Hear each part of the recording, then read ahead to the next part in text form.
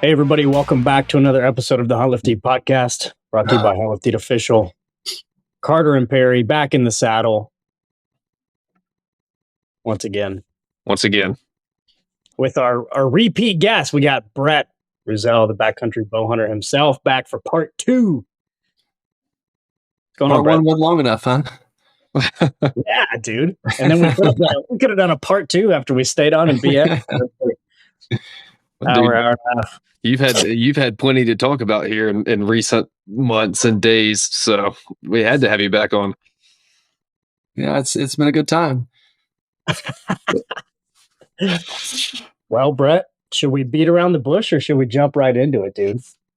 You're probably wanting to ask how my turkey season's going, or yeah, how is your turkey season going? It's I'm not a big turkey nut. Sounds like Perry's more into it than I am. I've got some. We live on 65 acres, and we had 4 jakes out here this morning. There's been a couple big toms back there. I watched them fight the other day. I need to get out there and shoot them, but I just haven't. So just been busy, just catching up on my recent trip here and trying to play catch up. But yeah, one of these days I may get out there and try to kill one of them. We'll see. Starting a new business, leaving the country for a while. And then coming back and trying to pick up where you left off. Is it just chaos? Yeah. It's a little bit of chaos. So catching up on some orders. Luckily now is the slowest season I think we'll have. Not a lot of people are thinking about hunting gear right now. So it's slow, I guess. It allows me to leave for 14 days and go out of country and go hunt some critters. But but I had to catch up when I got back and catching up on emails, and then I've got several guys want me to be on podcasts now for some reason. Yeah, go figure. Yeah. I was curious if we'd be one of the first ones to cherry pick you there. Not that we don't want to talk to you all the time, because I do. Right. Oh, I appreciate it. Yeah. No. Yeah, you're the first one that's got me. I've got a live one tomorrow. Then I've got 2 others they're trying to schedule me in. So we can always schedule you in. Always. Okay. All right. Well, before we jump into your recent travels, man, why don't you give us an update on some goat gear news?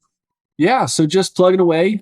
Still working on samples and stuff. I've actually got. I don't know if I showed it to you last time. I've actually got it sitting here on my desk, and I didn't plan this actually, but so I don't know if you guys have seen this, but this is a bino pack. This is the first prototype bino pack that we've got, and so we're just still trying to plug away and just keep more stuff coming. We've got, there's been a lot of guys wanting some solid stuff. So we've got a solid pant that we're working on right now. Trying to think, we're working on some fleece bibs, a fleece jacket still. I've got some rain gear. I don't know if I have the brown sample. I've got the green sample here. I think the brown sample's in my mudroom, but we've got, we're testing out some waterproof fabric right now. That's pretty legit. It's really thin, lightweight, high speed.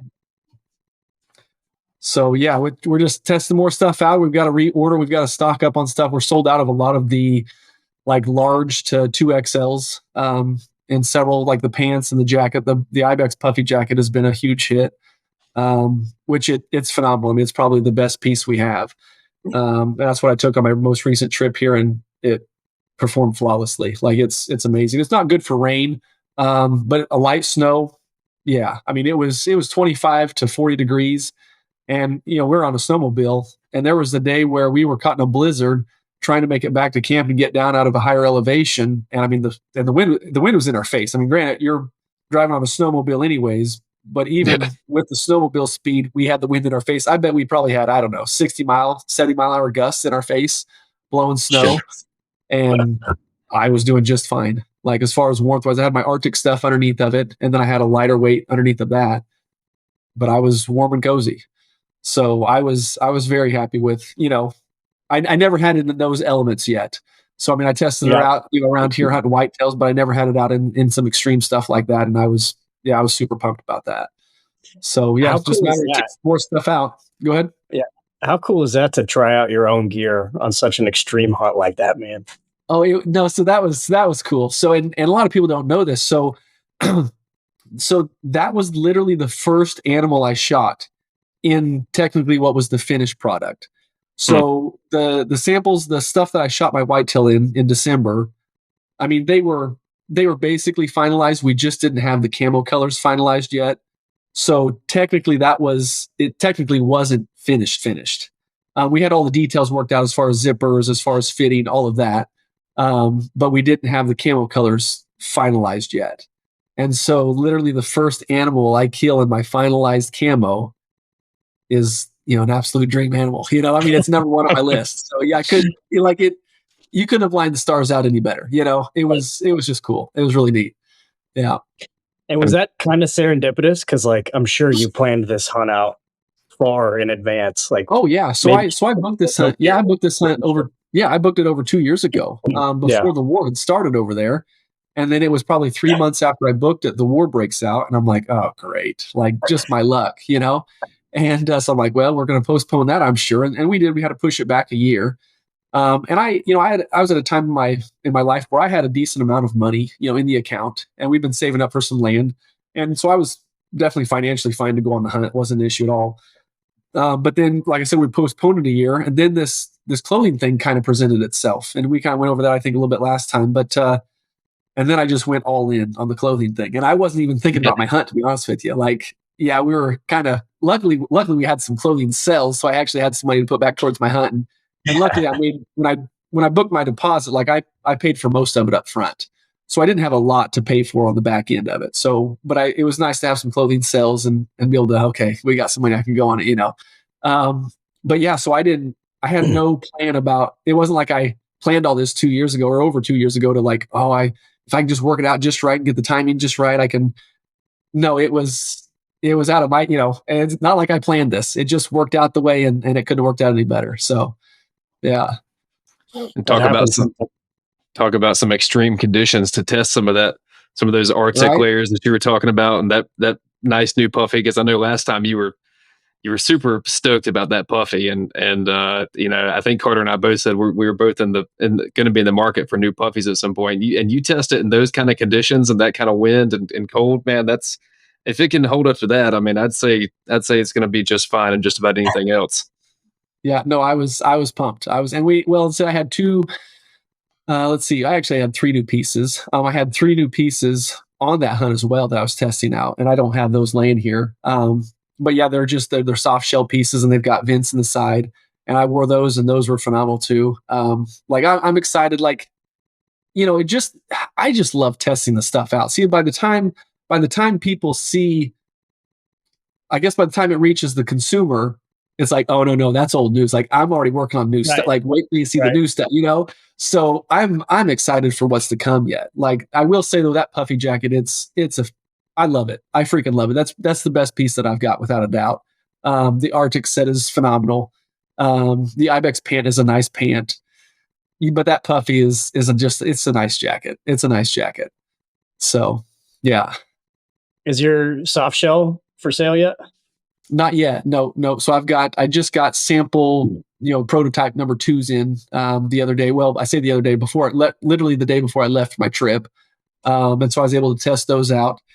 We're going to move. So the pocket placements need to be moved a little bit on the, our bino compatible chest pockets. We're going to have to change the placement of those a little bit. And right now I'm debating on whether or not I want to size up with those so you can layer underneath of those. Because I've got more fabrics too that we're just testing out. So really what we're trying to do is we're trying to finalize the piece, and we'll test out fabrics in the midst of doing that. So sample, prototype number 1 may be done with fabric number 2, and then it's like, okay, well, we already know we need to change the pockets, so let's get prototype number 2 going, and we'll make that out of sample fabric number 7, and then so that way it gives me an opportunity to test multiple fabrics as well. Yeah. And then so as we're narrowing it down and getting the fitting just right and getting the pocket placement just right and all of that, we're also doing it in multiple different fabrics. Because you get these little swatches, you get these little squares is how it starts. And so there's not a lot you can really tell when it's this. I mean, you can test some durability and stuff out like that, but it's a whole different ballgame whenever you put it on and wear it. So it's, yeah, I mean, I can literally, I got all kinds of, literally, I got swatches laying all over my house, So it's just a matter of getting them, and I send them a picture and say, this is, let's make sample number 3 out of fabric number 7 or whatever. And then it's just a matter of narrowing it down and seeing which fits the best and what feels the best and performs the best. And it's a process. I mean, it is a process. I'm realizing it's probably every product's probably about 2 years out. If I'd like to think that it's quicker, but it's about 2 years out. Wow. But it's I love the testing of it though. It's a lot of fun. Yeah, it's fun. It just is. So you spoke to that process the last time we had you on, Brett, and you were just going in depth on this endeavor and how complicated it is, all the different moving parts, right? It is a process, that lead time and just all of the small little details that go into this. And that was right before you launched, right? And then I know you've been to some trade shows this spring. And but now here you are, and you've released a bunch of these products. You've got obviously new stuff in the works. You've had an opportunity to test some of the final product in the field in those types of conditions. Have you had a chance to just like sit back and be like, man, it all kind of came to fruition? What's that been like? I did have a moment where, and this is, if I'm being honest, like this process is just fun for me. Like it's been a lot of hours. Don't get me wrong. Like I put a ton of hours into this, but it's so stinking fun. You know what I'm saying? Like it doesn't feel like work. Now there are some times where it's just a grind and you just got to get stuff done. Sure. But for the most part, it's just fun. So but I will say, so on the bear hunt, when I was walking up to my brown bear, like it was all just like, I'm walking up and I'm like, this sucker's mine. Like, this is the one that I just shot. Like, it's just all come to a close. And like, the closer I get to it, like, and now I didn't actually cry, but I'll be honest, I was fighting them back. Like, I'm just like, God, this is, I can't plan this. You know what I'm saying? Like I said, we planned this trip over 2 years ago, and then the clothing thing started, and here I am, literally the first animal I take in my clothing that I designed is number one on my bucket list, and it's a giant brown bear, like it's, so I had a moment there where I just, I was speechless. I'm just like, it just came at me. Like I had a moment to pause, like, cause I can't work on the clothing when I was there on the hunt, so it's not like I was in the midst of just a rat race. And I say rat race cause that's kind of a negative connotation, but you know what I'm saying? Just in the midst of just constantly testing out new products and trying to get new stuff out. And like, now I had a minute to just hunt and just enjoy the hunt. And it all came together when I was coming up on that brown bear. I'm just like, God, this is freaking awesome. Like, I couldn't ask for anything better. So I'd say that's the one moment I've had. And then of course, when I get back now, it's like, all right, man, I've got to get these new products going. I got to start testing this stuff. But again, it's all fun, like, I don't know when or if I'll ever hang my hat and be like, yeah, I've arrived. You know what I'm saying? Like, it's not about arriving. It's just about enjoying the process, So I mean, I think the process is just fun. Like if you enjoy the process, it's not about reaching a destination, I mean, I could look at the end goal and be like, well, I guess maybe sick because like the end goal. But I don't know. Like, I just enjoy where I'm at right now, and I'm just going to enjoy every minute. So that's awesome, man. That's a fun place to be. Yeah, for sure, dude. We're wrapping up school here. Next week is the last week of school. Seniors, their last day was yesterday. And I like to write letters for my seniors who are graduating and going off to college or whatever they're going to do. I got one going to trade school, one joining the military. Just write them handwritten letters because hopefully that's a reminder that people don't do that anymore and they should do that. Right. And I'm going to add that to their letters. I'm going to give them to them next Wednesday at graduation, but enjoy the process, right? That's such a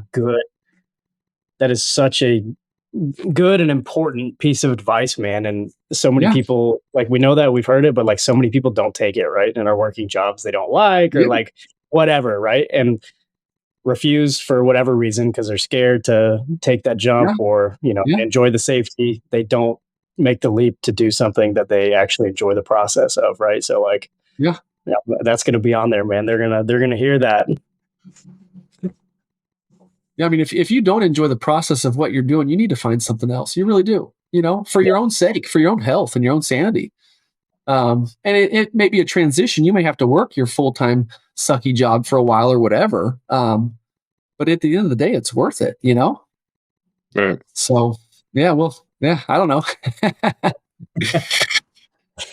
That's sweet, dude. Well, I want to hear this story, man. Yeah. The turkeys? I want to hear it. Yeah, about this giant brown turkey you shot on the other side of the world. Yeah. So, man, I don't even know where to start. Roll it back. Like, when was the brown bear? When did you know? Like, all right, this is my. I want to know. I want to know, like, when it became a bucket list item. Because, like, for me, I'll be honest with you, man. Like, I'm aware of spring bear hunting. Out west is a big thing, and obviously Alaska has a ton of bear hunting opportunities. Carter and I are from the southeast, and obviously there's a huge bear hunting culture in the south. But, like, when did you set your sights on a big brown bear in Russia, of all places, as like bucket? Like, how did that materialize? Because that has just not been on my radar, and so I just think it's so cool. Yeah. So, I don't remember how old I was. I know I was young. And I don't know if it was Fred Bear. I know Jack Brittingham. I know he shot a giant. In fact, I think when he shot his, I think it was the world record, I think. It would have been Fred Bear, Jack Brittingham. Maybe, I'm trying to think. Maybe Chuck Adams, I think, may have shot one. Probably one of those three guys. Because I was trying to think back who was the first brown bear that I saw. And I do remember... and that wouldn't have been Fred Bear. I think it would have been probably Chuck Adams or Jack Brady. I just remember somebody holding the paw up. And I remember as a kid seeing it, like, holy cow, like, that thing is as big as your face. Like, I just remember thinking that'd be so cool to shoot one of those with a bow, because all of those were done with a bow, and I'm like, man, that'd be so cool. Like, so I wouldn't say that I'm like dead set going to make it happen, as an 8-year-old kid or however old I was. But I just remember thinking that would be really cool. And so I think the seed was planted, like, but it's not like I made a list at 8 years old of like, yeah, I'm definitely going to do that, like, but then as you start to get older and then I really started to gravitate towards bow hunting and just started to eat up bow hunting. And I think as things started to, as I started to get more money come in, I was a pastor and didn't make jack squat for money. And then I ended up getting this other insurance gig and actually started to make some money. I'm like, wow, I'm making decent money. Like, I could actually maybe start to go on some of these hunts, like, okay, like, so let's make a list. Like, let's legitimately actually make a list now. Like, not just a mental one, but let's actually write one down, and actually it's on my computer, And so I just started making a list, like, okay. And what's crazy is I've got a realistic list. Cause again, you look at some of them sheep hunts and, like, sometimes you just gotta be realistic. It's like, there's probably some of these hunts I'm just not gonna be able to afford. Like, if I'm, but then again, what I didn't think was possible 20 years ago, here I am starting to notch some of these things off. I'm like, crap. So I'll give you an example. So an African lion is also up there, like right there dead even with a brown bear. But it's on my unrealistic list. Like, because at the time, I think, it was like 70 grand or something to hunt a lion. And I'm just like, man, you got to pick. You can't do it all. So you got to pick. And so I'm like, all right, brown bear. Well, brown bear's the one. Of the two, I'm going to pick brown bear. So that's what I'm going, And lion's just on my unrealistic list. But since then, lion's now on the realistic list, like, because I'm realizing these things are actually feasible. Like, this is crazy that these things are happening and coming true. New Zealand, to go after red stag was on the list. And I notched that one off, and I'm like, holy cow, like, this stuff is actually happening. It's doable. Yeah, it's doable. Like, this is crazy. Like, and the more dreams start to come true and start to happen, and this clothing thing is just another testament to this stuff happening. The more these things start to happen for me, I'm like, holy cow, like, I really start to believe there isn't anything that I can't do. Like, why am I ever going to put a ceiling? Why am I ever going to limit myself to what I can and can't do? Like, how stupid of me to have a unrealistic list. This was dumb. Let's throw it all on the realistic list and let's just start going after it, So I don't know when it was when I really started to, I guess, set my sight in on brown bear as far as like, this is real and I think I can actually do this. It probably would have been, I'd say sometime before New Zealand, which was, what was that, 2 or 3 summers ago, something like that. It was probably 2 or 3 years before that. Owning land was something I never thought I would do, if I'm being honest. I'd say probably about the time that I bought my first piece of land, I'm like, wow, that's cool. I never thought I would ever own land. And then slowly but surely, I'm just like, man, let's see, what can I do? Like, let's push the limits, and man, I'd hope that for everybody, like, screw it. Let's test your limits and what can you do in this life? Like, just make your list and screw it. Push the limits and see how far you can go. And so brown bear was on the list then, and I'm like, screw it. And when I first looked at my list, I thought, okay, well, I'll start at the bottom and work my way up. Like, I've got to save brown bear for the last, save the best for last. But then I was kind of being realistic too. I'm like, man, that's a long list though. That's a lot of money. Like, so then I'm like, there's a if you guys have seen Pursuit of Happiness with Will Smith, great movie. And he's got a whole clients list in front of him. And, he's got like the top clients at the top of this list. And they encourage them to start at the bottom. So that way I think they get some experience. And so then that way they work their way up to the top. So by the time they call the top guy, they're probably prepared and ready to go. And okay, I'm ready for this phone call, And there's a scene in there where he just says like, screw it. And he just goes right up to the top of the list. Like, and I sat there and I kind of had the same moment where I'm like, why am I starting at the bottom? Like, what if I'm able to achieve maybe 20 of these hunts on the bottom and then I run out of money, or I die, or my health gets bad, or like, this is dumb. Screw it. Let's start at the top. And so New Zealand was up there, it's like number 4 up there. And so I'm like, I did New Zealand. I'm like, what's next? I'm like, screw it. Let's go to the top.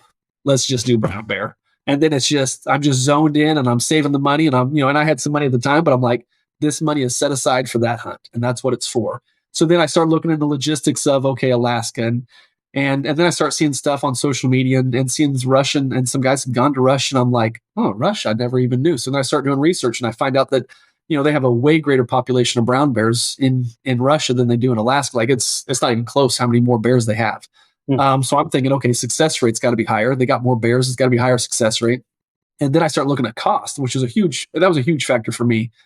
So Alaska, you're looking at 30,000 plus, to go after a brown bear, and it's not guaranteed, so you got to think you can pay 30 grand and come home empty handed. Like, that's a tough thing to swallow. Like, I don't have that kind of money to just, piss away 30,000, so like, my wife's like, you better be coming home with something if you're spending that kind of money, Yeah. That's what I'm thinking.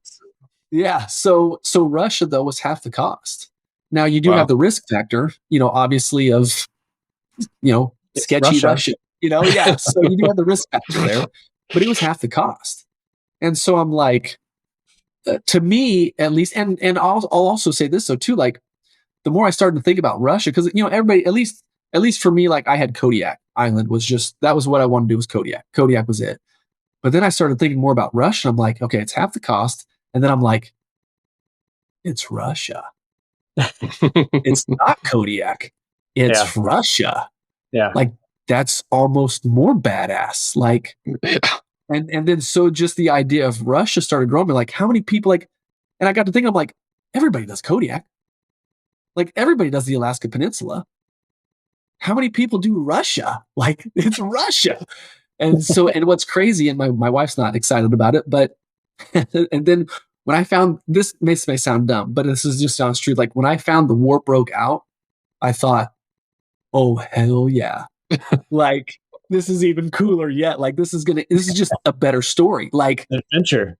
Yeah. It just adds to the adventure. Like, how many people go to Russia, and how many people go to Russia when there's a war? Like, this is, and of course my wife heard, like I said, I booked it about 3 months before the war started, and then that all happened. And of course we were having conversations in the house, in the house here at bed late at night. Like, so are you still doing that hunt? I'm like, babe, the deposit I paid, like, I paid a chunk of it already, like, I kind of got to, but we pushed it back a year. And we're just constantly in communication with the outfitter and just trying to figure out how safe, and can they get us in? Can they get us out?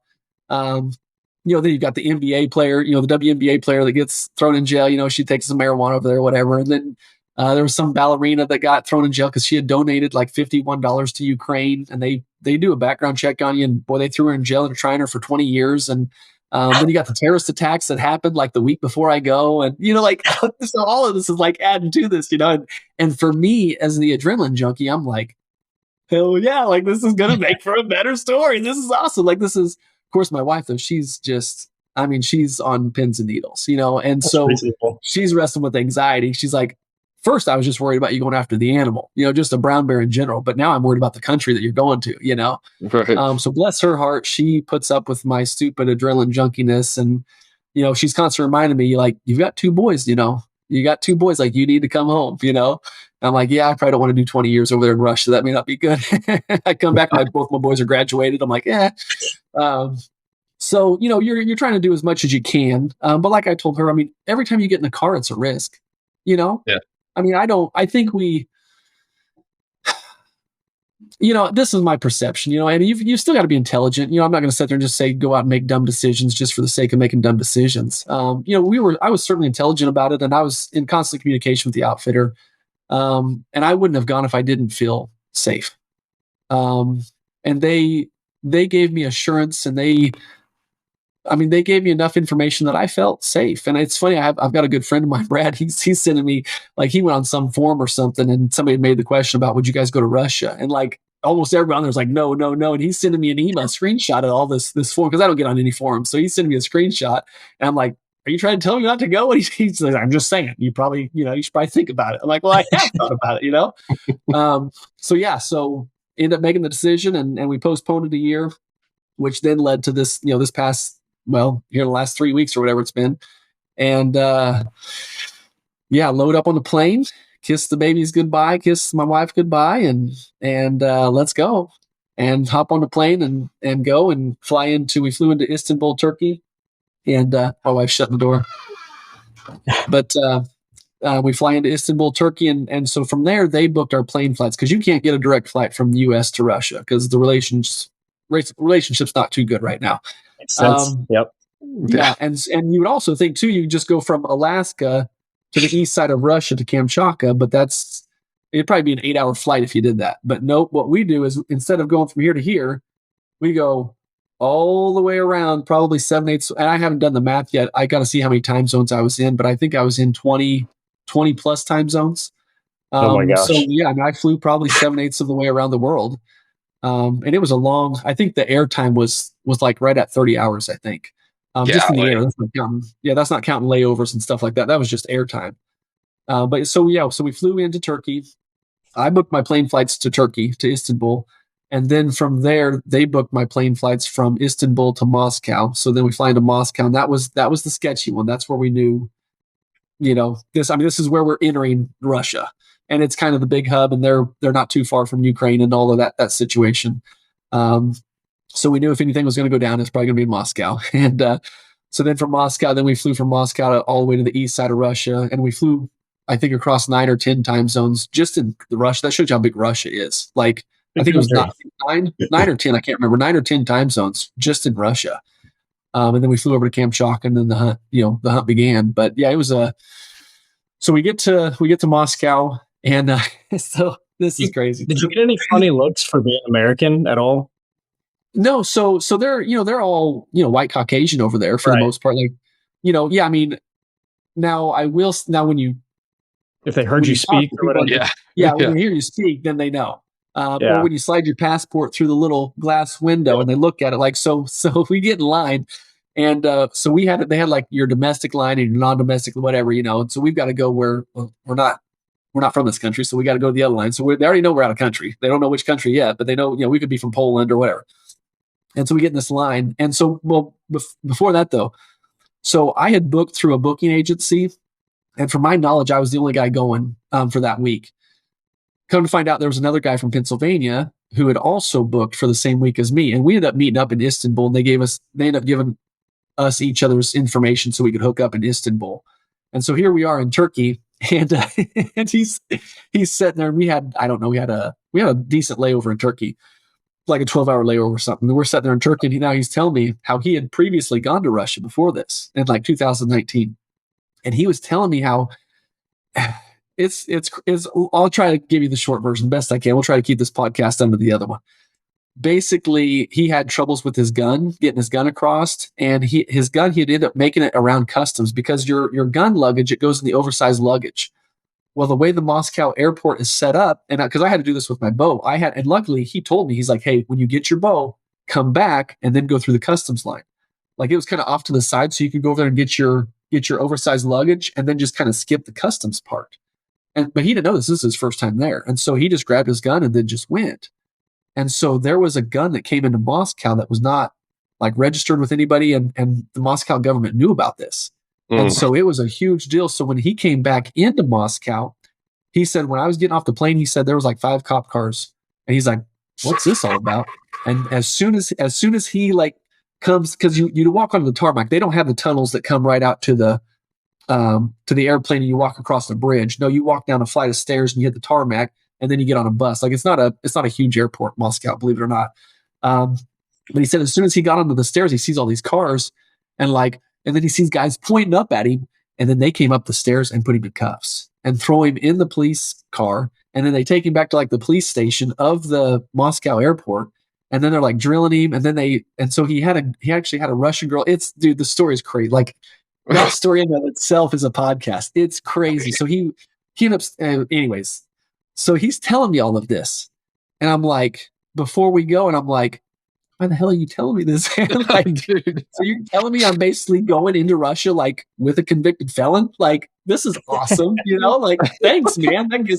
Like, good thing Dwight doesn't know about this one, because that'd have been a solid no, So he's telling me all this, and he's telling me about this one prick that he got in customs, and he was kind of describing. He's like, yeah, he was a younger guy, and I just think he just had it out for him, He was just trying to make a point, throw his weight around, And so he's telling me about this younger guy who was the problem, and he thinks that the guy was caused all the problems. And so we're getting there. We probably had 30 lines to pick from when we get to the customs. And it's all this tinted glass. You show up and you get to all like this tinted glass. You can't see through the glass until you actually get into the deal. And then you turn to your left, and now you're looking at the person. And there's 2 people in these little cubicles of glass. And you slide your passport underneath, And so there was a lady, a younger gal, and then behind her was a younger gentleman, probably a little bit younger than me. And I slide my passport, and she gets it. And as soon as she looks, like I knew, as soon as I got the look, she's like, I'm going to be here a while. Like, cause she thought I was I'm going to be here a while. Okay. And so she just handed the passport back behind her to the gentleman. And so Dean was the guy's name from Pennsylvania that went with me. He was next in line. He was behind me. And keep in mind, none of these people speak English. And dude, they were so cold. Like right. Moscow people were so like, I didn't see a single smile in that airport. Like, wow, dude, it's like you think of like Russian Cold War, like Soviet Army, like the first thing I thought of was the Russian off the Rocky movie, like yeah, wasn't he Graco or something? Like I'm like even Drago, yeah, Drago, yeah. I'm like that's like literally everybody in the airport.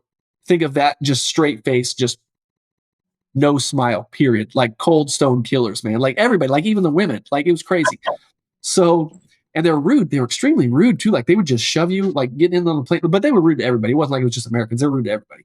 Like they were just cutting in and they'd shove you. Like when everybody gets off the plane, like they're constantly shoving. It's like, dude, nobody can go anywhere right now. We're literally waiting for them to open the door of the plane. Like ease up, like old ladies. Like it didn't matter who. It wasn't like it was young men. It was old. It is everybody. They're just rude. And so, anyways. So I'm coming. So she hands the passport back to the guy. He's getting out of the box, and Dean's right there next in line. Now I've got to pass Dean, and as I'm passing Dean, Dean's like, "That's the guy. That's the guy." And I'm like, "Oh gosh!" Like, what are the odds of the 30 lines that I could have picked? Like, I'm just going after the shortest line, Of the 30 lines that I got to pick the one where it's apparently the same dude that Dean had in 2019. I'm like, this is great. Like, so he takes me back, and he doesn't speak any English, but he basically tells me to like points at the floor, and I got to sit down outside this room. And it's like the interrogation room is what it was. And I'm sitting there with my back against the wall, and I'm just sitting like, I mean, if anything's going to go down, this is it. Like I'm going to know my fate here, sooner or later, but I will say I wasn't nervous yet. Because I saw there was other people sitting there too. It wasn't like it was just me. So they're running people's passports, and I'm sure they're just doing extremely thorough background checks on everybody. Well, sure enough, then it wasn't too much longer. Here comes Dean, and he's sitting right next to me, And so they actually ended up taking him into the room, and they grabbed his phone and they went through everything on his phone, like pulling up apps, pulling up all of his pictures, like going through everything. Oh yeah, yeah. Damn. And so I'm sitting outside. I'm completely oblivious to what's happening in the room because it's like a soundproof room, Even though my back's against, I can't hear anything. And this is part of what's going through my mind too. I'm sitting there, I'm like, they're probably making the young guy sit outside, hoping I'll break, like hoping I'll cave, like, yeah, we're here, we're terrorists, like something. Just stay cool, just stay calm, like everything's gonna be fine, And so we were there, we were held up for 3 hours. Well, this is something else too. So the outfitter gave us a number. He said, if you have any problems in Moscow, have them give this guy a call. And we should have led with that. Like, but they didn't take me back in the room. So I wasn't able to give them the number. And so we were there for at 2 hours and 45 minutes. Then Dean comes out of the room and I'm like, Dean, did you give him the number? Like, no, I didn't. I'm like, well, give him the freaking number, dude. Like this shouldn't be taking this long. Cause I'd seen people come and go since then, you know, like it wasn't like we were the only two, but there's been people that came after me that they already gone, you know, like give him the freaking number, man. So finally he gives them the number at about the 2 hour and 45 minute mark. And then in about 15 minutes, we were out. And then we got to go through customs. I got my bow and I'm like, okay, we're through Moscow. Like we're good now because we're going to meet the outfitter at the airport in Kamchatka. And he's got like VIP treatment, like waiting for us. And then we get to Kamchatka and literally there's a lady holding up a sign with our names on it. I'm like, Dean, I think that's the VIP treatment, you know? And so we get out. And again, we get on the tarmac and everybody else goes one way to get on the big bus, the big shuttles where they take them around to the, you know, wherever they got to go, I guess. And so when we got in Kamchatka, we didn't go through customs, nothing. The lady took our tickets, our baggage tickets. Yeah. She picked our bags up and met us back. We had like a bar. They took us back to a back room where there was a bar and like free drinks and everything. I'm like, this is awesome. Like, I wish we'd had this in Moscow. Different vibe, yeah. Yeah. So somebody got paid somewhere. I don't know where, but so that was pretty cool. Because we didn't go through any metal detector, nothing. Like they literally picked up our luggage, handed to us, and then we walked out the door, got on the in the truck, and we drove 2 hours. Drove 2 hours, got on a 2-track, drove further, and then we got on snowmobiles, and then took snowmobiles in 2 hours into camp, and then the hunt began. And it was, you know, you asked me the last time we did this podcast, you asked me like, what's your favorite hunt, whatever, and I usually I'm always looking forward to the next one. Like I'm never one to like, I don't know, I've just never been one to like hang my hat on. I'm not the guy who keeps my leather jacket around from high school, you know, like. I'm always just looking forward to the future and what's to come. I got a favorite now. Yeah, this one, it's going to be really hard to top this. Like, I'll never forget. So we were probably on snowmobiles for maybe 15, 20 minutes, you know, just going back into camp. And they pointed towards this big mountain. I thought it was a mountain at the time. Turns out it's a volcano, which is even cooler. There's like 160 volcanoes on the peninsula. 20 some of them I think are active. This one wasn't active, but it's still cool. It's like, that's a freaking volcano. That's awesome. But so they pointed towards the volcano, like that's where camp is, in that direction. And we came to this river and then we started going the opposite direction. I'm like, well, we got to cross this thing. Like maybe there's just like a low water crossing or something. You know, I don't know. And dude, we pulled up this handmade bridge. Like, I don't even know how many hours it would have take to build this thing. Like, I'm not kidding. As soon as we came to that bridge, I was like, take my money. Take it. I'm coming back. Yep. I'm coming back next year. Just take my money. This is the coolest thing. And then I bet they had, I don't even know, probably 30 to 50 of these bridges, like throughout these, like I don't even know how many, I think we traveled 60 to 75 miles or something a day. Like I've got it logged somewhere. I wrote this stuff down. It was like 60 to 70 miles a day on these snowmobiles. And so you can cover a lot of freaking ground back here in the middle of nowhere. And we were crossing little streams and all kinds of stuff and coming to handmade bridges, and they just cut trees down and laid trees down. And dude, the whole thing was just, it was, I haven't been on sheep hunt. You know, I know there's some cool hunts out there. I don't want to say never. But man, it's going to be really hard to top that. Like, it was so freaking cool, man. The only thing that really kind of sucked was the weather. Like, so it rained on us for like the first 3 days. And that kind of sucked a little bit, but I say sucked a little bit. It wasn't all that bad though, because it also extended our hunt. It's like, it didn't allow me to kill for the first 3 days. And so it allowed me to see more stuff too. Yeah. And so, you know, if I'd have killed on day 1 or day 2, it's like, I wouldn't have experienced the fox that I saw on day 5. I think, yeah, the same day I shot my bear. I wouldn't have seen the eagle on day 4. I wouldn't have seen, you know, there's all kinds of crap that I wouldn't have seen or experienced had I killed on day 1 or 2. So I'm kind of glad that the weather set in on us, so I guess what happens whenever the weather gets nasty. So these bears are coming out of hibernation. And he figured about maybe 10 to 15% of the bears were out of hibernation when we got there. And so it was just only going to get better as the weather started to improve. But he said whenever it rains and just kind of socks you in, he said a lot of times the bears will just kind of look up like, yeah, I'm just going to go back to bed. And they'll just lay down and just bed up.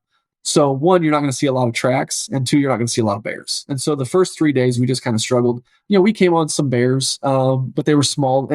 Oh gosh. I don't, dude, there's so much to unpack, man. What are we at, 30 to 40 minutes right now? So, so there's 3 heart racing moments that I'll never forget. it was day one. We cut our first. So and we cut a lot of tracks. Like we're seeing a lot of small tracks. We saw some mama bears, some baby. It's kind of cool to see the little baby bear tracks. That's kind of cool. So we saw a lot of tracks, but I'll never forget the first big brown bear track I saw. Like when I sat down, I put my hand in. I'm like, holy cow! Oh, And I've been to these conventions. I went to the SCI. That's where I booked this hunt was the SCI. And I take my hand, and I put it on the bear's pad because I'm trying to get an idea of how big is a big one. So I know when I go to the snow, if I put my hand down in it, is this a big one or not? So I have to know if the outfitter's telling me the truth, if it's a big one, And so I had an idea of what a big pad looked like because I sized them all up at these shows. But man, it's a whole nother deal when you actually stick your hand down into that snow and just see the thing just literally, it just engulfs your hand. Like your hand's not even close to the side, And I'm just like, the first thought was this a good idea to bring a bow? Like, maybe this wasn't the best idea. Like I'll be honest. Like I'm just being honest. Like that was my first thought. And then I'm like, they say Bigfoot doesn't exist, but he does. Like he's freaking here. He's got giant claws, and he can run as fast as a horse. Like maybe this wasn't the smartest idea to bring a bow. Like what was I thinking? So I'll never forget that first giant footprint I saw. That was incredible. And my heart, and we hadn't even seen the animal yet. You know what I'm saying? But my heart's already racing, just like, whoa, like it set the precedence for where you were and what you were going after. It's like, holy cow, this is the real deal. This isn't, we're not just driving through the snow having fun. Like this is what we're here for. Is this something this size? So it was very surreal. And it's like, okay, like can't go home now. You know what I'm saying? Like you can't whip out on this time. Like this is what you're here for. And so that was intense. And so then we're cutting our first track, and we're weaving in and out of trees, and there's times where you'd come to these wide open spaces. And there was times where we'd see bears, 200 yards away. Like we're following a track for maybe an hour, and then you get to a big wide open space, and then you see him, 200-300 yards away, and it's like, okay. And we throw the glass up on him, and they had a pretty good idea of what was a big bear, what wasn't. It's like, he's too small. Let's leave him alone. Let's go. But that first bear, we're weaving in on the trees, and he's telling me, he's saying, he's doing this number, like, because he can't speak English whatsoever. So he's like, I'm like, don't worry, man, I'm looking, like just out of safety issues, I'm looking, and the intensity was so crazy because you come up over the next hill and it's like, oh crap, he could be around this next hill, and then you pop up over, it's like, oh, okay, he's not there, and then you're driving, it's like, oh, we're coming up on another hill, it's like we pop over this hill, it's like what if we run right into the butt end of this thing, you know what I'm saying? Like what if we just fly up over this hill and we hit him, like what do we do? Like we're dead, And so it was intense. Every time you came to another hill, it's like, oh, okay, where is he? Oh, he's not here. Okay, he's not here. So we're still on the track. We're still, so eventually we got up on that first one, dude. And I'm sitting here shaking just talking about this right now. I'm looking at my hands. I'm like, holy cow, like I'm reliving this. So, okay, I'm going to be honest. I just got to come clean. All right. If it was going to go down on that first bear, I would not have been ready. I'm just going to I'd like to tell you that I'm just a badass and I got it all together. And nope, I'm going to tell you right now, that first bear that I ever saw on foot, nope, I'd have missed. I'd have probably shot 10 foot over top of his back if I couldn't even drew my bow back. Like, yeah. So we're flying through the trees, and he's just staying on the track and trying not to hit a tree. And keep in mind, we're flying. Like I say flying, we're flying through the trees. So we're probably going 30 miles an hour, just going in it. So he's trying not to hit a tree and follow the tracks. And in the meantime, I'm hanging on and I'm looking to my left and right, And I've been looking to my right. I'm like, okay, And I look to my left, and I kid you not, the thing is 30 yards paralleling us going. And what I think that scared me the most is he was going the same speed we were going. Gosh. I'm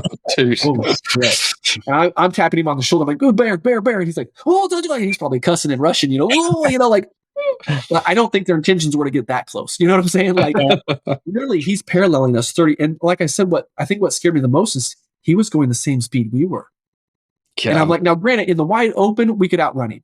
Yeah. But in the trees, I'll be honest, I'm questioning it. What if this sucker comes at us? Like, dude, you better be a skilled driver and you better be dodging these trees because we're dead, So that first bear, my heart went, through my throat, out my mouth, like, holy cow. And dude, the rush was, it was an all time. An absolute all time. And so luckily he was an 8-foot bear. At least that's what they were telling me. Because I in my mind, he's a giant. Like in my mind, he's 12 foot. They don't even get that big, but in my mind, that's a 12-foot bear. Because that was the first bear I'd ever seen in real life on foot. Like, and he was at 30 yards going the same speed we're going. Just an impressive animal. So he was an 8-foot. Luckily, because it allowed me to calm down and collect myself. It's like, okay, this is what happens. This is what you're in for. Okay. Day 2 or 3, Dean was there. He was going after 2 bears. He'd been to Alaska twice and had come home empty-handed both times. So he spent $28,000 the first trip, like $34,000 the second trip. Whoa. Came home empty-handed 2 times. Yeah. Damn. So Dean wasn't playing around. Yeah, so he said, I'm going to kill 2 bears. Like, if I can kill 2 bears, I'm going to kill 2 bears. Like, he's making up for lost time, basically. He's an older gentleman, good guy. He's a whole other story in and of itself. But so it was raining the first 3 days, 3 or 4, I can't remember, 3.5-ish. And I wanted to film. I wanted to capture this all on film the best we could, whatever. And I told him, I said, Dean, it's raining. We wake up, the next morning. I'm like, Dean, it's raining. Like, if you want first dibs, have at it. Because I'll be honest, I was still just enjoying the experience of just crossing these bridges. And it was just so much fun. It was so much fun. So I was like, Dean, if you want first bear, you have at it, man. Like, because I can't film in this anyways. So you knock yourself out. So it was either day 2 or day 3. I don't remember, but this is rush number 3 that I'll never forget. And I didn't tell my wife this one until just a couple days ago, because I was like, I want to go back, babe. And then I'm like, I probably better tell her the story, because she wanted to know, so did the bear ever charge? I'm like, she asked me the direct question, so now I got to tell her. So we come up on a bear, and they had spotted him. So we got up on a high point, and at least somewhat to where we could see, because it was kind of hard to see when it was raining, but they were looking kind of down these valleys, and they had spotted one. Well, they ended up getting in position, whatever. We were probably 150 yards away from this bear, and he was shooting with a rifle. And so he gets in. He's an older gentleman, and he got cortisone shots in both knees and both wrists. And, like, he's 250 pounds. Like, this dude ain't running from a bear. Like, he's dead, And so there was a patch of these pine trees in between us and the bear. And so this is where it got so intense. That was another moment where I probably got a little bit scared. So we were standing up. I was standing up on the snowmobile. And I wish I'd been filming this, but it was raining. I just wasn't thinking, like, dude, that was what, the 3rd bear I think I saw, 3rd or 4th bear. Like, I still was. I was just enjoying the moment. Like, I wasn't even thinking about filming. I'm just like, that's a freaking, like, it's so impressive that you forget to pull your camera out. You know what I'm saying? Like, it was just, you're just in awe of the creature. And so anyways, he ends up shooting this bear. He was probably 150 yards when he shot him. Shot him once, and the bear, growls and turns. And then he shot him a second time, and I'll never forget. The bear looks, and he comes at us. And I'm thinking, oh crap! And so we've got 3 guns. We got 3 guns. So, but I don't have one of them. That's the thing. I don't have them. Like, I'd felt better if I had a bow or I had a gun, but I ain't got one. And this thing's coming at us. And dude, what's so impressive is the amount of ground they can cover in a short span. Like, and maybe the adrenaline made it seem like they were going faster. I don't know. But what was really crazy is when he got to those pines. So you got to keep in mind, these pines, so they were like kind of like typical pine trees. They had pine cones on them, but the snow, they had so much snow that they had kind of weighted these pine trees down, but they were still, many of these trees were taller than your head still as you're walking through them. And so this bear's coming through because there's a patch of pines between us and the bear. This bear's coming through these pines, and I wish I'd have filmed this, because this was so impressive. It was scary, but impressive. It's like you'd see in the movies. Literally, you just see these pine trees just parting as this sucker's coming, and he's coming at us. And literally, I had a moment where I'm thinking, okay, because where we were at in coordination with the pine trees, it's like when this bear pops out, because we couldn't see. Now everybody's standing on the snowmobiles trying to see down into these pines. And it's like, oh shit! Like, when this thing comes out of the pines, he's going to be at 30 yards. Yeah. And so I'm thinking, we're dead. Like, and so I'm literally, this is right or wrong. This is my mind, and you're in survival mode, So they were pulling these sleds behind. So they had 2 sleds they were pulling. One had my bow and some gasoline because we'd have to fill up and stuff. And then the other one was pulling Dean.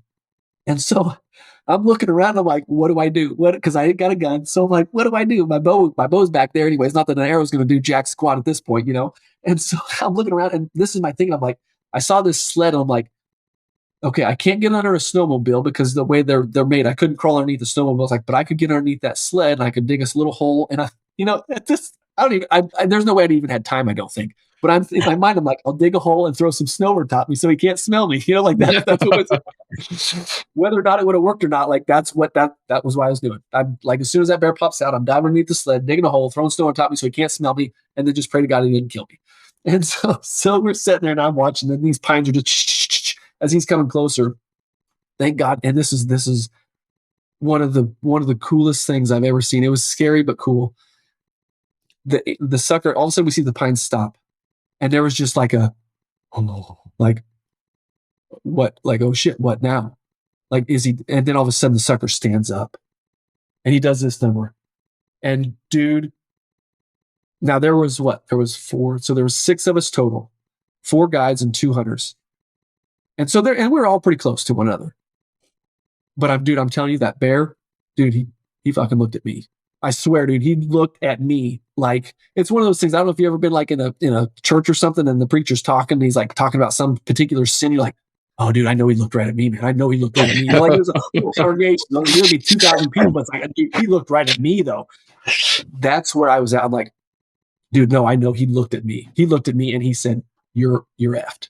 Like, and I'm like, oh shit, I'm dead. I'm like, cause dude, I'm telling you, dude, he didn't look at anybody else. He looked right at me, and we made eye contact. But then, and it's crazy how your mind can slow stuff down. Like literally like the Matrix, like your adrenaline has just got to be pumping so much that it just slows things down. And like, I felt like we had a 3-minute conversation of like, through our eyes of like, you're dead. Like, you're the one I'm coming for. And I'm like, okay, I believe you. Like, just please go easy. And then boom, boom, and they put 2 in his chest and dropped him right there. And wow. I don't know who shot. I still don't know who shot, but I'm just thankful that they did shoot. And so then they dropped him right there. But now he's still laying pines. Another scary thing. He took one off the face. Like, so as he was coming before he hit the pines, he took one off the face, and you hear ricochet. And I'm like, oh shit, I know what that sound is. Like, your bolts aren't even doing anything to the sucker, And so yeah, so he stood up and he looked, and just to see that sucker just stand up, like literally there's just nothing. Then all of a sudden this giant head and to see him just tower over these trees, because it's like, these things are over my head. And if he's head and shoulders above those things, like, holy cow, this thing's freaking huge. And then they put 2 in his chest, dropped him. And then, so then he's laying there. And now it's like, who draws the short straw to go in after him? This is stupid. Like this. And so now like I've somewhat calmed down enough. I'm like, oh crap, I got to film this, And they waited probably 45 minutes before they even went in. And then all 3 guns went in. And I'm sitting there filming this. I'm up on the snowmobile, and I've got my hands up high because, like, obviously if crap goes down, like, I've got a viral video for sure if I don't die, And so I'm filming this. And there's a part of me that I got thinking, I'm like, what if that sucker kills all 3 of them? We ain't got no guns back here. Like, what are we gonna do? I guess fire it up and run, and then maybe come back later and check on them. But luckily, we had waited long enough, and then we're looking through binoculars and looking at the pine trees to see if they're moving or if they stop moving, and so we waited a good amount of time, and then luckily, thank God, he was dead, and they go in there and recover him. But so that was a freaking rush. Like, yeah, no kidding. I will never forget the time that I saw my first brown bear just stand up and literally just lock eyes with me, because dude, it's like he stared in my soul, and it's like, you're dead.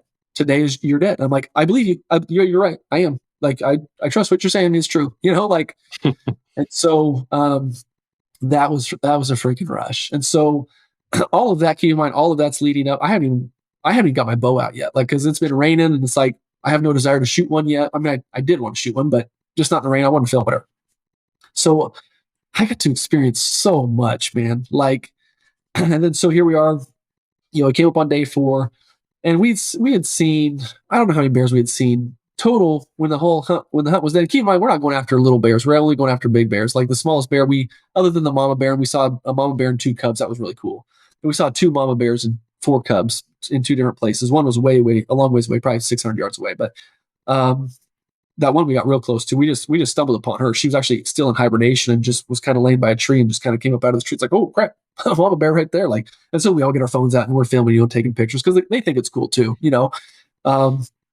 and then, so then it was coming into day 5 then, and the weather was finally starting to clear up. And I'm like, and I will say now, this was an 8-day hunt, and I'm like, I'm ready to kill now. Yeah. Like, I feel like I've had a full experience. We got to see all kinds of critters. We got to see some cool birds, and they've got, I didn't know they had mallard ducks over there, the same ducks we got here. They had some buffleheads I saw. They've got speckled belly geese. You can hear them flying. No different than, I don't know if you guys get them over there, but you hear them flying in the sky, and they make this kind of chuckle sound. But I'm like, oh, those are speckled belly geese. Like, I didn't know you guys got, but if you think about it, they're not too far from Alaska, so I guess it makes sense. But man, we just seen, I felt like I got the full experience, and I'm like, and the weather was clearing up. I'm like, okay, like, God, if I'm supposed to kill, like, today'd be pretty cool, like, yeah, I don't know if you care or not. I know you got bigger things to worry about other than just me killing a brown bear, but if I could kill today, that'd be kind of cool. And so then we go out and we weren't, I don't know, we weren't even that far from camp. And we had snowmobile problems too. Like, the thing was, is they would save us so much time, because you'd cover so much ground trying to find, especially when it was coming to try to find tracks in the rain. See, now when the weather cleared up, we'd get to a high point and we'd glass, and it would save you so much time because you would see forever, in some of these places. And you could see a track. It's like, okay, that's a track. And they would know if it was fresh, even being 300 yards away. It's like, okay, that's a track we need to get on, or no, that's an old track. We don't need to worry about that one.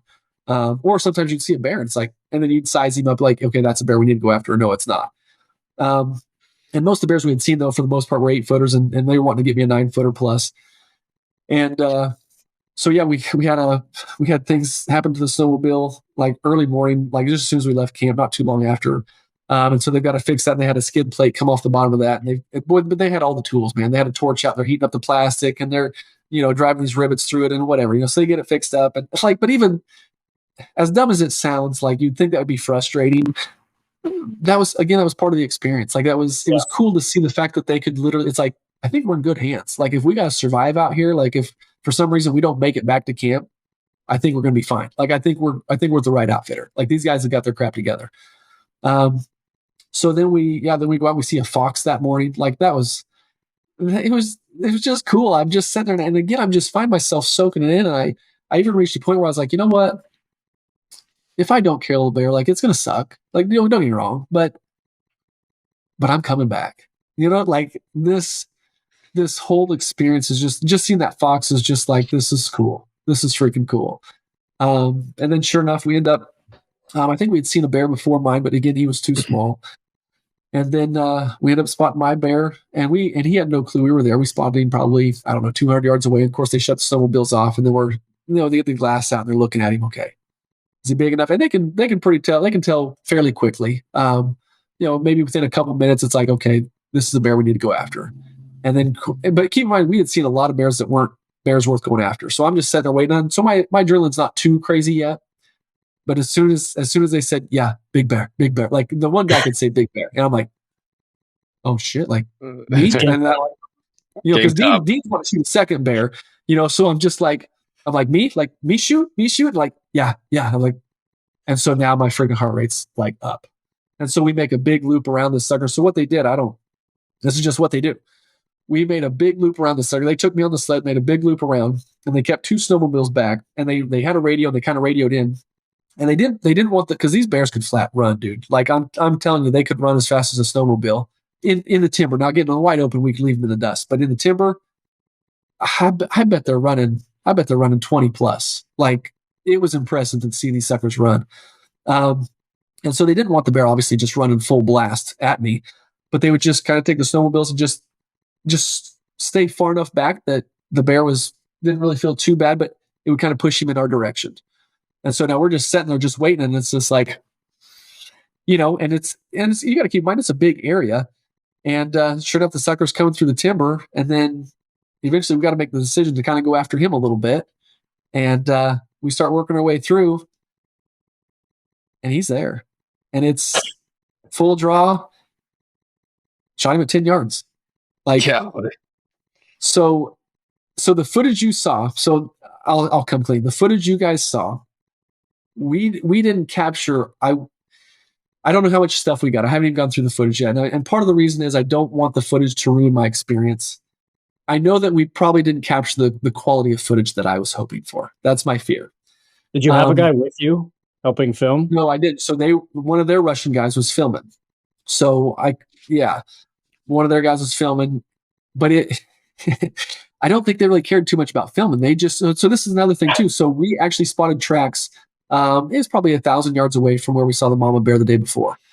And so he was dead set on wanting to kill that bear. So you guys probably know this, but there's a lot of people that probably don't. So the big boars, the big male bears will actually kill the cubs. And so then what that does is that causes the sow, the female bear, to come into heat again, and they can breed her. Whereas if her cubs are still alive, then that female bear doesn't come into heat and allows her to raise her cubs, for that next year, and they're fine. But so those boars will intentionally seek out to try to kill those cubs because they're just thinking about sex, So it's like, if I kill the cubs, she's going to come back and heat again. That's all they care about. So he really wanted to kill that bear because he said it'll probably be a couple of days and he'll be on those cubs, and then he's going to kill him. He said, we need to kill this bear. If we can kill this bear, we need to kill this bear. So I think there was just a lot of, I guess just focused on trying to kill this bear. Like I think camera kind of went out the window a little bit because when we saw him, it's like, that's the bear. That's the effing bear. We need to kill that bear. And so now it's just all hands on deck. So what do we got to do to kill this thing? Let's make this happen. And so camera equipment kind of really didn't fall on anybody's radar. And I'm kind of to blame at that too, because my heart's racing down my chest. So we got some footage on a phone. I don't know how much. I don't know. But so I posted on Instagram, the clip you guys may have seen, I don't know, on Instagram. What that actually is that's actually a different bear. And so we end up, that's Dean's second bear that he ended up killing. But they felt bad because they didn't get a lot of footage of the bear of my kill. So what they did is they said, we film. And I'm like, so we filmed the bear that I didn't even shoot. And that thing was even bigger than the one I shot. And what's crazy is I was 30 yards away from him and I could have shot him. Literally we're stalking and I'm walking up towards this bear. Like we basically did the same thing. And I'm walking up towards this bear and I'm at full draw. I'm like, I could kill this thing. And it would be on film because if you look in the clip, so one guy's filming with my phone and the other guy's filming with the big camera. And so, we've got the whole deal of me drawing down and you see the bear and then it's perfect. But that's not the bear I killed. We just did that for footage sake to try to piece in and try to tell the story. It's right. Like, well, this is what happened. But unfortunately we didn't get the quality footage that we got there with my kill. Mine was closer. I shot mine at 10 yards and I do have some stuff. Like I said, part of me hasn't gone through it and that's what I told my wife. I said, man, I don't know if I just need to give up the camera or not. Cause I don't, dude, minus the camera, minus what we did or didn't capture. I still don't know yet. I know that it's not up to my standards of what I want. We weren't able to fly a drone there either. So it was illegal for us to bring a drone into the country. But now they did have a drone there, in camp, but, it didn't get flown as much as I wanted to fly it. From a production standpoint, I wasn't able to, it's not going to be as Hollywood as I wanted it to be. All the scenic shots, all the bridges, we crossed a ton of snow bridges. I didn't even capture any of that on film because you're just flying in these snow bridges. Basically, the water's running underneath.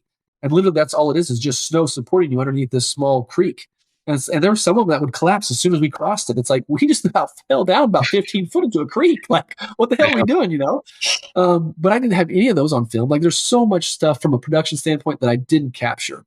And I should have had a cameraman. That was, trying to save money and pinch pennies. And it's like, man, I can use that money though to buy some more clothes. And, so part of it was to save money and I don't have to pay because I'd had to pay for more plane tickets and pay for an observer fee and whatever. So, but aside from all of that, it was hands down the best adventure I've ever been on, hands down. And so I don't want the video footage to take away from my experience because I could care less. I do care, but hands down the best adventure I've ever been on. If it wasn't for filming, shoot. Yeah, I don't know how I'm going to top it. It was legit. Wow. Yeah. That's incredible. 10 yards, man. 10 yards. Yeah. And I've got enough on film. I can prove that. I can verify that. You can see the bear. And like I said, we got some footage on a phone. It was filmed lengthways. It wasn't filmed widthways, so it's not going to fit the YouTube format. It would fit Instagram. But So we'll see. We'll see what I can do with it all and try to splice it together and try to make something of it. But yeah, it was a rush. It was an absolute rush, man. I don't know how I'm going to top it. That's unbelievable. How big was he? How big did he turn out to be? So, so they didn't, I don't know if they didn't have a tape or they just didn't want to put tape on me. I don't know. I do know that Dean's second bear, the one that you guys would actually, the clip you see on Instagram, that thing was a freaking giant, dude. It looked big. And when I walked up on that, I'm like, I got to kill one of those. And they're saying 10 foot plus. They say 10 foot plus, 10 foot plus. Big, giant. They say giant bear, giant, 10 foot plus. I'm like, yeah, I want a 10 footer. Yeah. Now I stretched my arms out. So we had it all caped out and they had it all stretched out in the snow. And so I just laid down and I put my arms, because I know what my wingspan is, so I put my arms down on it. And then I laid the other way and put my arms and it's going to be over 9. It's touch over 9 is what I'm guessing. But we didn't technically put a tape on it. But like I said, I know what my wingspan is, and I'm like, okay, I got about this much left, and okay, yeah, it's over 9. So okay, wow. Like I can't be. Did I lose you guys? You there, Brett?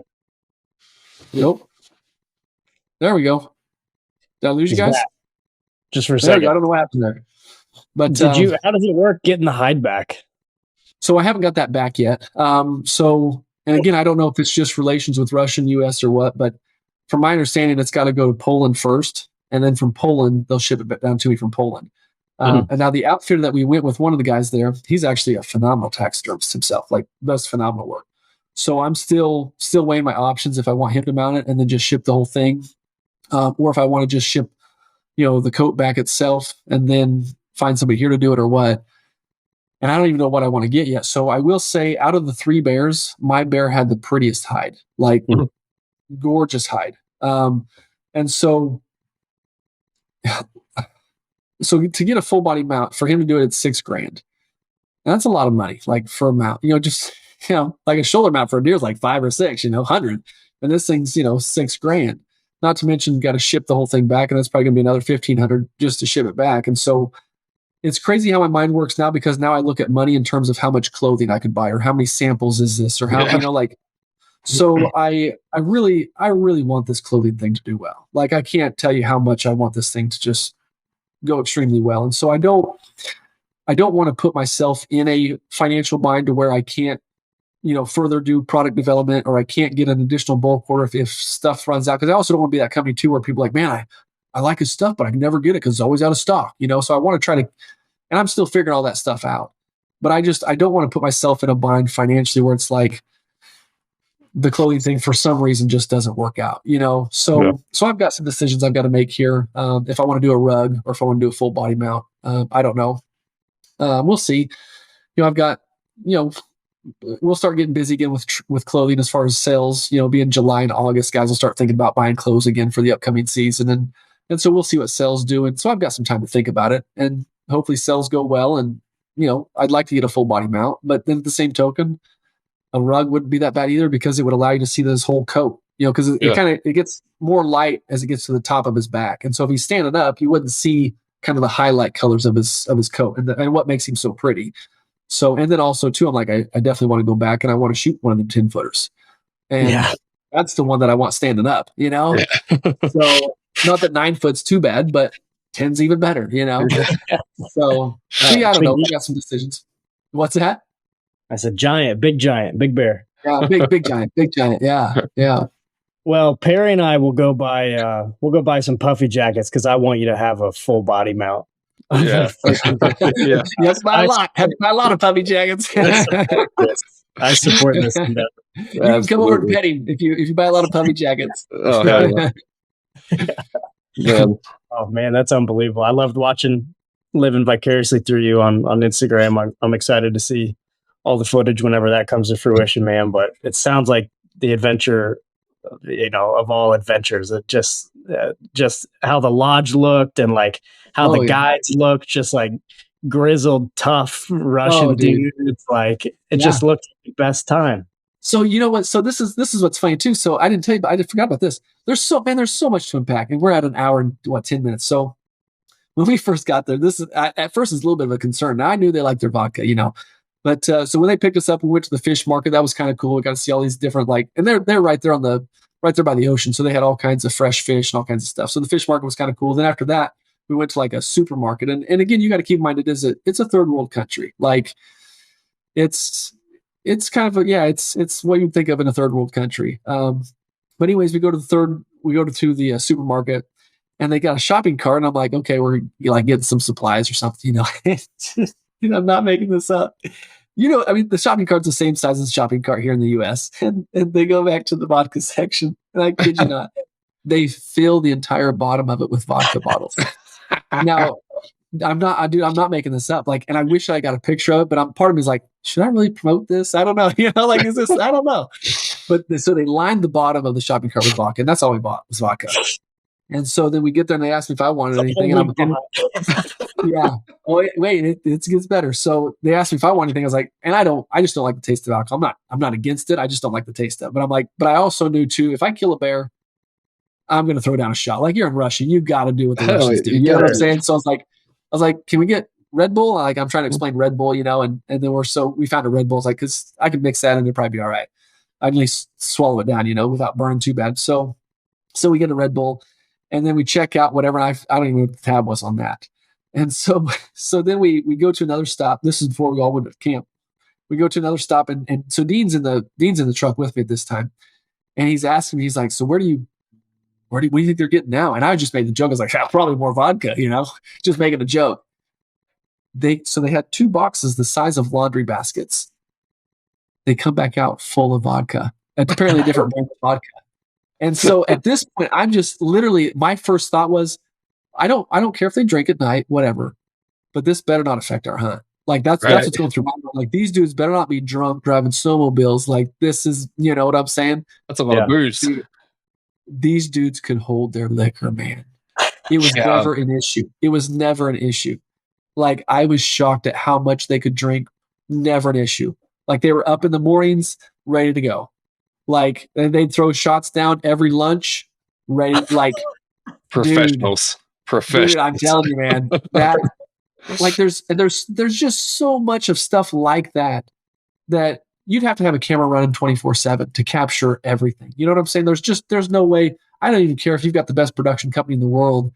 There's just no way that you can capture the full experience of the stuff that any of us experience. You know what I'm saying? Out in the woods, like, not just Russia, but even in the deer woods. It doesn't matter. Like, everything that we do as hunters, there's no way that you can tell the full story. Yeah. Like, every film, every clip, everything falls short of what we actually experience out there. And part of me was thinking that it's like, dude, there's so much that I'll never even be able to share with people. Like, until you actually go for yourself and see this for yourself, you're just going to wonder. That's where you're going to be your whole life. You're just going to wonder, oh man, I wonder what it would be like. Dude, you gotta go. You gotta go and try. Like, you won't regret it. And there's this is a testament. I don't know if we need to get up here. If we're going to wrap it up, this would be a good one. So this is Dean. Dean is a whole story in and of itself. That's a whole nother hour-long podcast. So Dean is, I think he was 70, what was he, 70 years old, 71, wow. I think, an older gentleman. Wow. And I can't tell you, there's so many people that have made comments on my posts and stuff, and all been positive. Nobody's been negative. But I've got a lot of messages like, yeah, man, I wish I could do that sometime. Like, don't sell yourself short. And Dean is a perfect testament. This dude, I asked him, of course, you're in camp, what do you do for a living, whatever. He's retired. He has worked maintenance his entire life. Wow. Maintenance. He doesn't have some big corporate job where he's making hundreds of thousands. This dude has worked a maintenance job his entire life. And he's going on some incredible hunts. He shot his grand slam of sheep. He's been to Alaska twice and not killed one. Now he's been to Russia twice. Like, the dude was showing pictures on his phone. I'm like, that's all you did was maintenance? He's like, yeah, that's all I ever did was maintenance. He said, I just saved up my money. He said, I worked all the overtime I could work. And I just saved up my money. And I'm like, see, it's freaking possible. It's possible for the common man to do these uncommon things.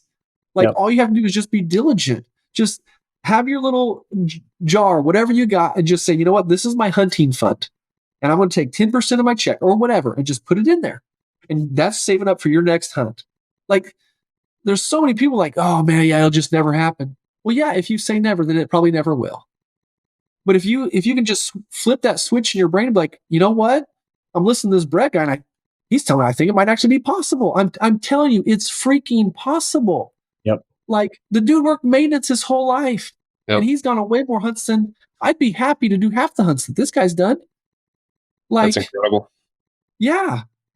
I mean, I don't know where, maintenance has got to be just a step up from flipping burgers. No offense, Dean, but you know what I'm saying? Like, maintenance, it's not like blue collar guy. Yep. Yeah.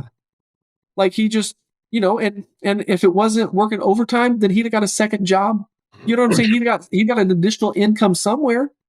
Like, it is absolutely possible for the common man to do these uncommon hunts or uncommon whatever it is you want to do. Just make it happen. Just get the mindset, you know what? Screw it. I'm going to do it. Just start with one. Just start with one. Don't have a list of 30 or 40. Just pick one thing that you want to do. Notch it down and say, you know what? Screw it. I'm going to try it one time in my life. What the hell? What have you got to lose? Yeah. You know what I'm saying? What have you got to lose? Yep. Just start setting some money aside. And then what you'll find will happen is when you do finally notch off that one, you're like, oh, you start to get a little confident, like, I think I can do this. You're damn right you can. Absolutely you can. Now let's go after number 2, whatever it is. And then when you get number 2 under your belt, oh, wow, I really can do this. You're damn right you can. Absolutely. Now let's go after number 3. Like, and the more you start to get under your belt, it's like, holy cow, like, there's nothing I can't do. You're right. Absolutely. So now let's go after 4, 5, 6, 7, 8, 9, and 10. Like, the sky's the limit. Like, don't limit yourself. Don't ever, you're cutting yourself so short, and there's going to be so much crap that you're never going to experience, and you're going to die with regrets and be like, man, I wish I'd have just tried it one time. That would be if we wanted to wrap it up, I don't know. But I'm just saying, just screw me, do yourself a favor and just try to do it one time. And then once you do it, you'll find out it's possible, and then you'll want to do it again, and again. And you'll find yourself living in a dream. Yeah. And it's the coolest thing in the world. You might have the adventure of your life. You might have the adventure of your life and stare at a brown bear at 10 yards. You might find yourself having a sucker charge you and stand up out of the pine trees at 60 yards and stare you right in the eyes, and you just know you're dead. But then you're not, and then it's the best time in the world. Yep. Like, I mean, yeah, I'm going to die with memories that, like, dude, I did it. I did it. Yep. It's not, man, I wonder what it would have been like. No, I freaking did it. And it was the coolest thing in my life. Like, minus my kids and my wife, Yeah. Of course. Well, that's freaking awesome, man. I absolutely loved hearing that story. And I'm just, Perry and I just smiling ear from ear hearing about it, man. And I think that's a really good sentiment, man. You can do it, right? It's super doable. Yes. No matter how much you think it isn't. Yep. Once I changed my mindset to that a couple of years ago, and a lot of hunting opportunities really opened up, and it's worth all the extra that you have to do to get there if that's what you're truly passionate about. So I appreciate you sharing that and filling us in on this awesome odyssey of a story, man. I can't wait to hear more about it and see it. Yeah. Awesome. It was a good time. You've got to do it at least once. It was a good time. Heck yeah. Well, Perry, you got any closing thoughts for us, man? No, it sounds like a good time, Brad, and really appreciate you coming on and sharing that story. And I echo what Carter said. That sentiment. You listeners out there, change that mindset, flip that switch, go have the adventure, right? Go book that ticket, and hell, you might get to have a story as wild as Brett's was. So really appreciate you coming on and sharing it with us, man. Thank you guys for having me. I appreciate it. Yeah, man. Always appreciate you, man. And listeners, as always, we appreciate the hell out of you guys. We'll talk to you next week.